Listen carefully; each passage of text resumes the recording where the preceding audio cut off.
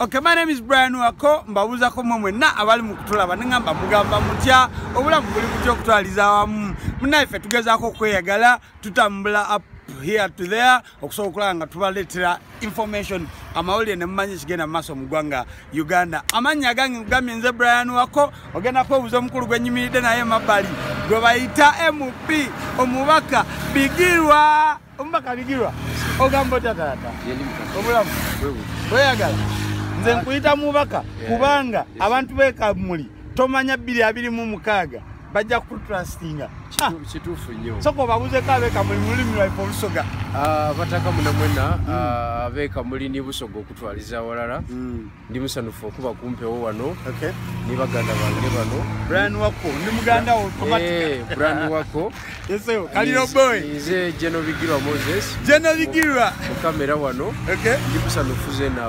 okwapiaringa ku kamera yaimwe okay era ndowooza nti tudda kuwaya okay bintu bingi nenda togere ku Bigirwa. One, how was the election? Was it free and fair? Ekamuli mu district yo yenenda tulingiriye. Then ekindi, what next after okugwa Kalulu? Kalulu tekali free and fair. Tekali free and fair. Tekali free and fair. Okay. One, campaign yange yatataganyizibwa etya wali ni president Bobby Wine n'abakulu ab'ebyokwerinda. Timu yange jendeta ina sako yagemebwa atenga ne planning Kalulu. Okay. So natataganyizibwa mu nteekateeka. Tugere Luganda okay. Ekyokubiri president wange President chi Kyagulanyi Ssentamu ekibina kyovaamu ekya Nuupu. Yes. Okay.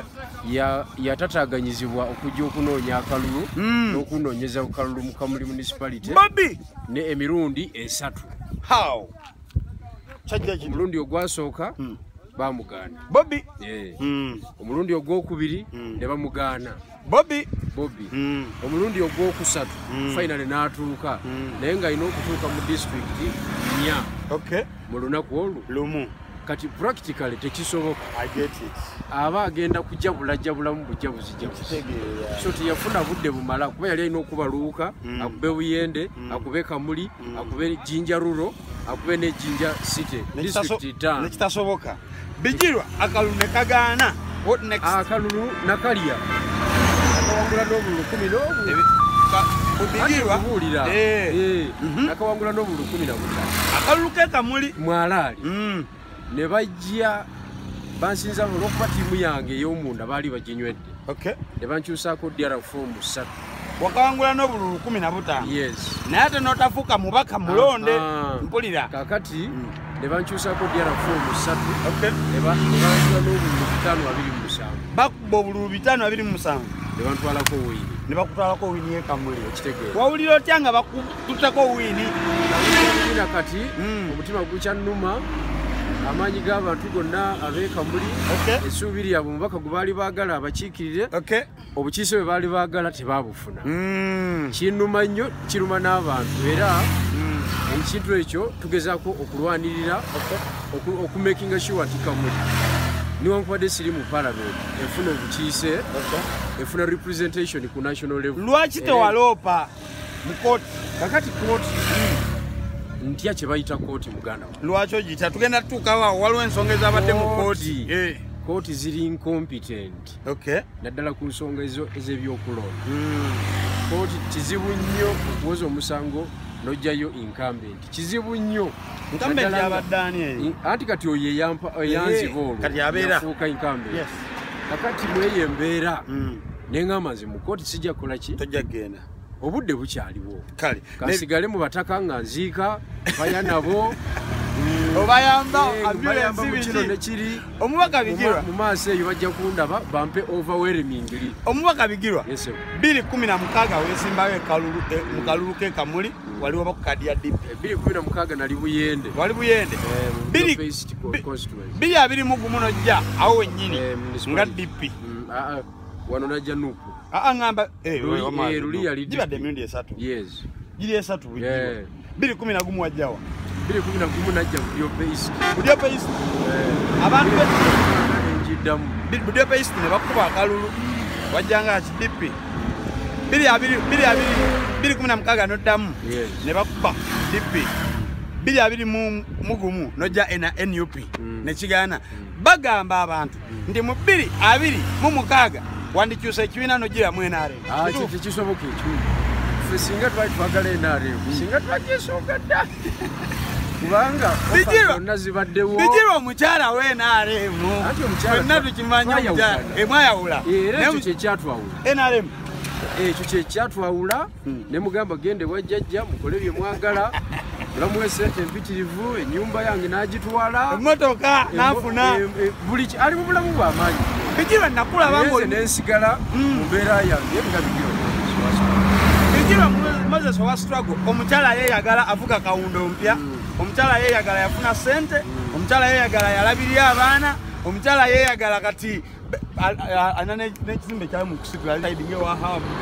yes bijirwa omuntu alowooza nti nno oli in bed with NRM abamukyamu abamukyamu olw'ensonga mwayawula n'ekyo ekibuuzo kibuuziza mu bukyamu nze emotoka gyevuga omubaka bijirwa yene emotoka gyavuga ogiteeka mu katale kati bakuwa miliyoni 4 n'ekitundu oba 3 omukyala avuga kawundo bh butereevu okiwulidde yesewo kakati nze nasalawo okugumira yala paka abantu balinzigusa nasalawo nti mukama katonda nyamba abantu bwe baba bampa capacity naye sijja genda wajjajja jajja oli mukulembeze wa ggwanga wakuyita ogaana bijirwa nagaana dda omukazi yamumpa ku simu nengaana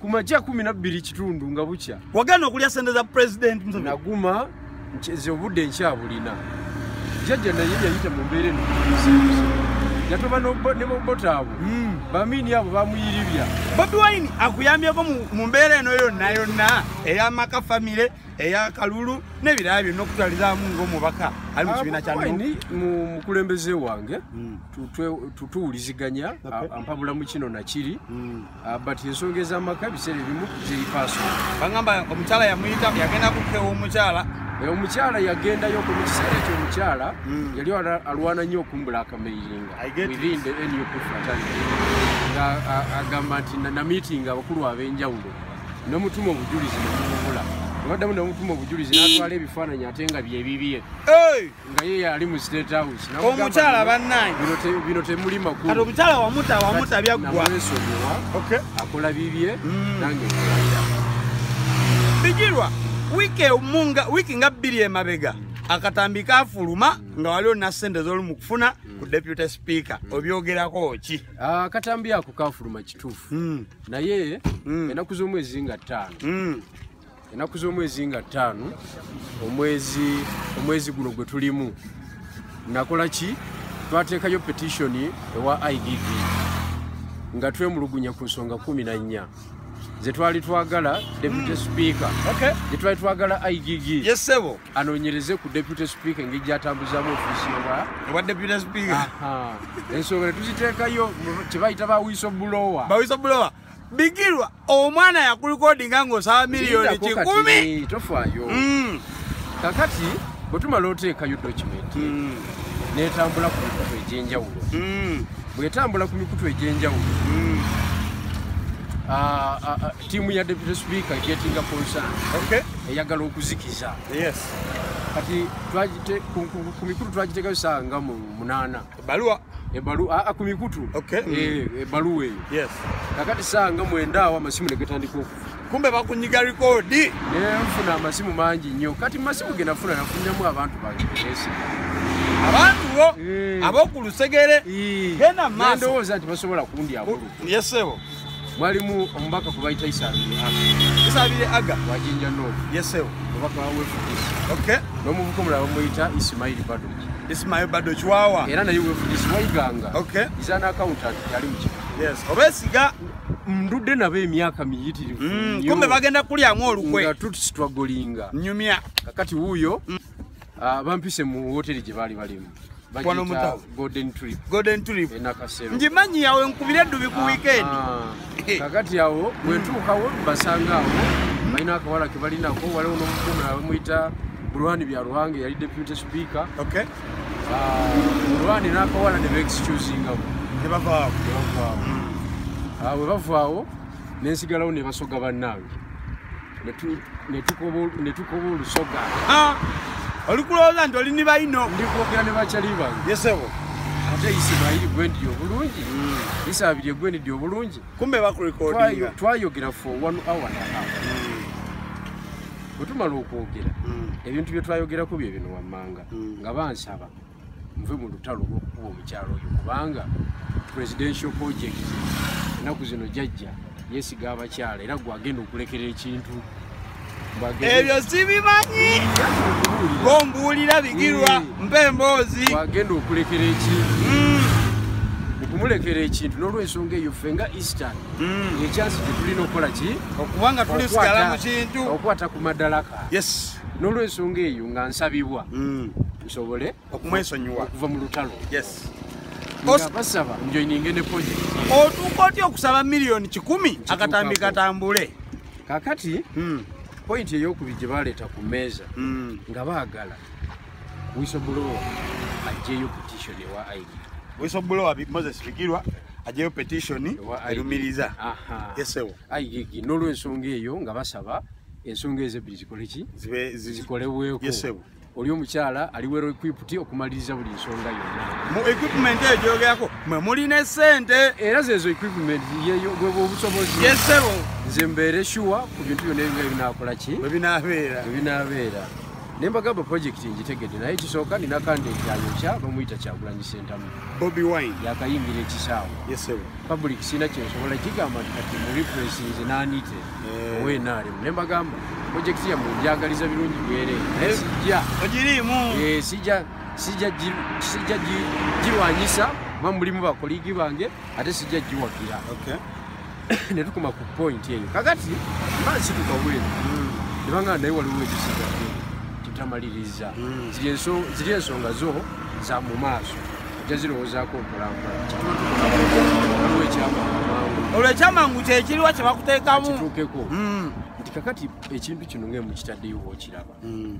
Kirimu akasente. Omukyala tugenda mujjako emiliyoni ebi. Bina. Bali be bakubalira. Diu teyaliyo. Nali situse nga atambula n'okutambula. Bakusikaminga. Tugenda mujjako bina kubanga nafu tuli bangi. Kintu kino tuliwo babiri ne banafu babiri abalala basigaddeyo. Ne bagamba nti mulimu Joseph Sabiti ye munamawulire wa Deputy Speaker. Oyo muvuke yali mu NBS. Mumanyi. Mulimu muvuke omulala bamuyita Kaya Rajabu ye PPS. Naye yali wa FDC. Kati nabo ababiri. Bebana. Okay.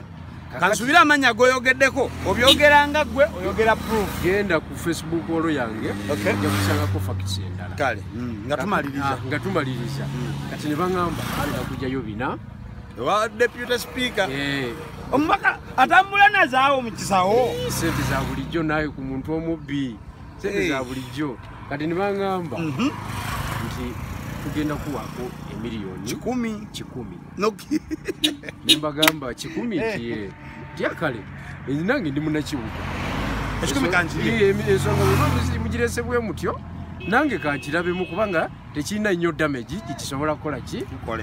Guba ng'omulimo gwakagugwe. Munabo maze okwesotinga mujja kunkubira ngenze kamu. That was the fact. Kikulekawa eri ababaka munno. Kakati lindako. Kati ne bagenda ne batema akatambi. Mbanfuluma bwenti okudda mu parking emmotoka yange yetooloddwa abasirikale. Kyalo wange bamutadde chini ya ulinzi nalinamu n'omwana bonna nga bakwatiddwa. Nemanya nti guno gubadde muzinga obadde raketi bakulisiza era twakunjiguddemu. Kale bagenda emboozi yaffe yesaawe mu n'ekitundu ne bagitemamu ka clip ne bagatta amaloboozi ng'ebagaga ne bajjamu dakiika 23 ne bateera abantu.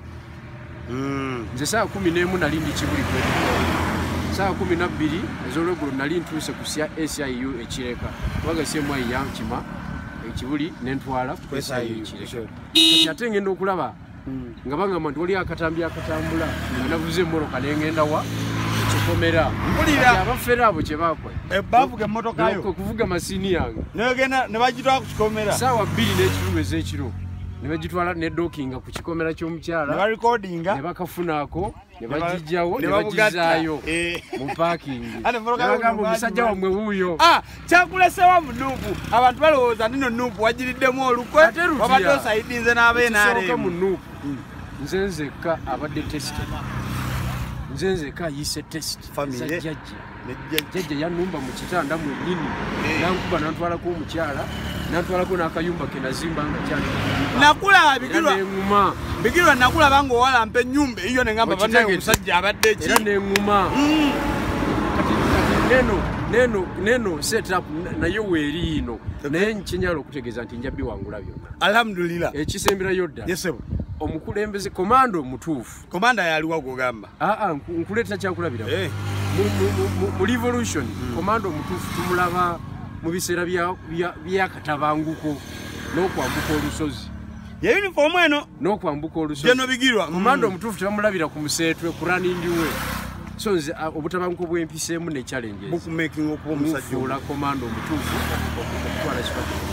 My name is Brian Wako, ndino mubaka wa NUP amayikiddwa nga General Moses Bigirwa. Mwagala nnyo ng'omuntu because ayise mu bingi akalulu akasookako kubiyako kusatu byonna mbadde nsaba abantu bekamuli kino kankyogere 226 muwe Bigirwa akalulu. Amina. Ekiba kibe bajja kufa baganje jeno mwe bulungi mwera